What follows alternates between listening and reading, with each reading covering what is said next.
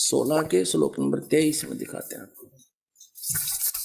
23 और 24 में गीता अध्याय नंबर 16 के श्लोक नंबर हम दिखाते हैं आपको 23 में।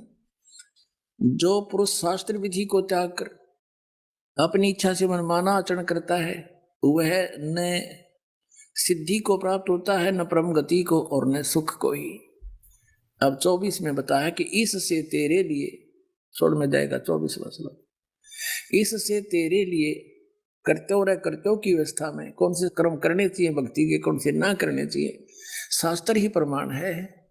ऐसा जानकर तू शास्त्र विधि से नियत कर्म करने योग्य है, यानी शास्त्रों में जो वर्णन है वही साधना कर, अन्य करेगा तो कोई लाभ नहीं होगा, यूजलेस। जैसे त्योहार आते हैं, कोई बात हुई, वो व्यर्थ के खर्चे, ये त्योहार मनाते हैं दिवाली का, दीपावली, ये किस लिए मनाते हैं कि भगवान श्री राम सीता जी को लेकर घर लौटे थे।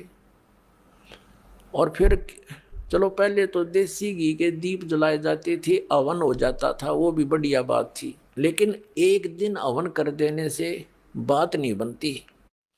अपना रोज लगावे घी की दीप है, रोज हवन करे वो।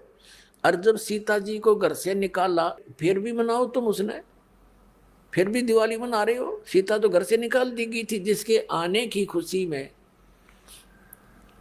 और वो दीप जलाए गए थे और फिर वह निकाल दी करते। वो तो दुखी हुई, वहाँ जंगल में टाइम पास करा बेचारी ने सह परिवार। और श्री राम घर पे, परिवार उसका जंगल में, चाहे वो राजा के कुछ भी बना रहो, एक छोटे से नगर का राजा, अयोध्या का राजा था, चाहे राष्ट्रपति बने जाए पूरी पृथ्वी का, जिसका परिवार कहीं रहा कहीं वो जीव सुखी हो सकता है, और फिर भी दिवाली बनावें और दीप जलावें। तो इस तरह की जो क्रियाएं हैं ये परंपरा है, सूझबूझ का कार्य नहीं है। फिर बम छोड़ते हैं त्योहार के दिन, तरह कितना